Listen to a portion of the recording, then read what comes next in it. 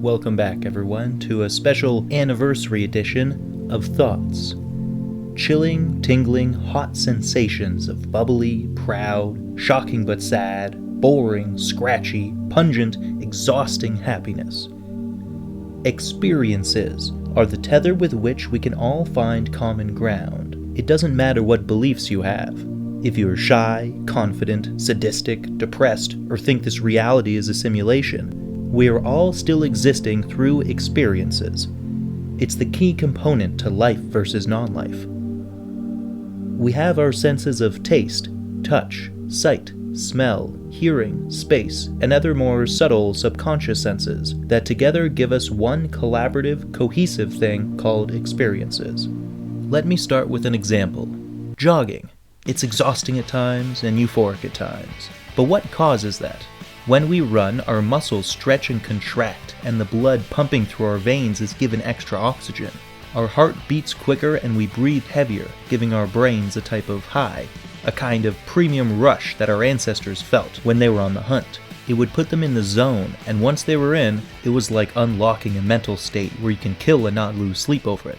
The phenomenological process of experience is something that, though it exists for all living things, only as a human has the potential to be self-recognizing. Although, that thing I said at the beginning about it being the key component to life versus non-life, well, that basic understanding has changed in the scientific community over time. It can be argued now to a startling degree that we mustn't rule out experiential possibilities for non-life entities such as rocks.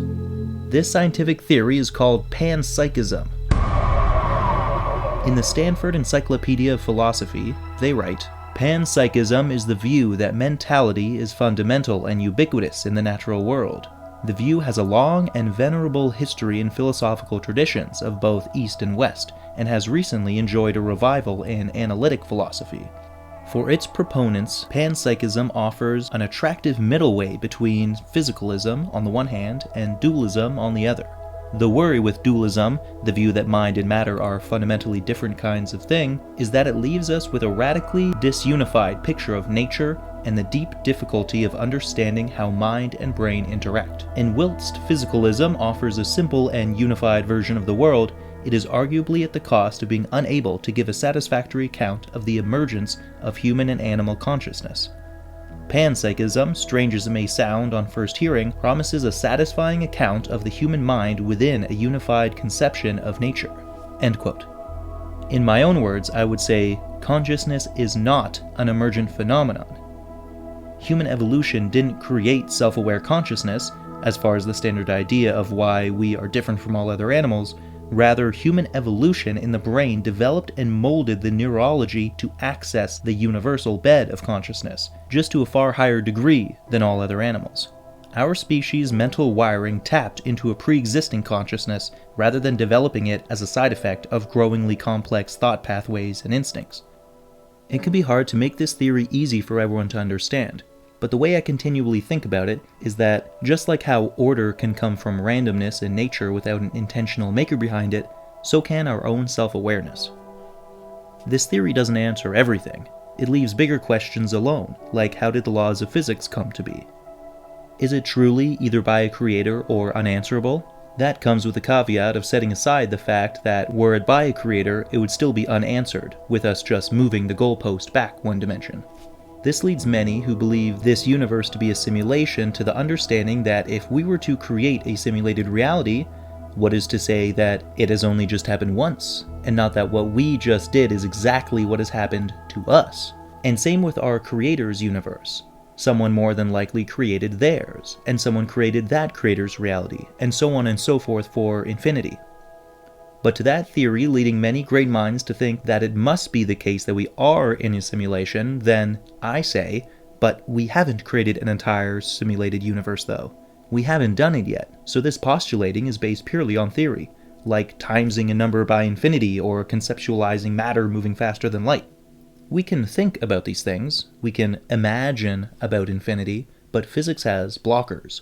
If we build a rocket to go as fast as possible, we could get it near light speed until tiny space debris tore it to shreds, or simply gravity from large objects might impede the time and distance needed to get it there.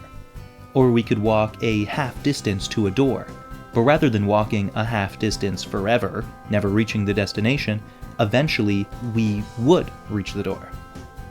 That's not to say that us imagining these things isn't in a way real experiences. Here's an example of what I mean. When I think back to my earliest memory, I catch myself remembering walking alongside the rock path at my grandparents' old cottage. However, when I think more about it, my first real memory isn't a physical experience at all, but a dream. More specifically a nightmare, but that's beside the point. It's not like it doesn't count as my first memory. That is the first experience that I remember. It just feels weird to say because the experience only happened in my head. So like usual, our initial assumptions about what defines experiences, that maybe we didn't even know we had, can be incorrect. The universe may be a conscious thing that our brain simply access to think, and we may choose to understand that dreams are as valid of an experience as real life. I would only add that we shouldn't be upset with people who did us dirty in our dreams. Keep the confrontation for the dream version of that person. The final point on experiences I want to hit on is how our own presumptions and expectations can radically warp our perception of experiences. I've hit on this point throughout multiple thoughts pieces, so it would be redundant to cover it all again, but I do still feel it deserves to be mentioned here. Our state of consciousness determines our interpretation of events, not as they are, but as how we feel about them. There is a technique of meditation called mindfulness that taps into this aspect of ourselves. It has us sit, eyes closed typically, and focus on the breath.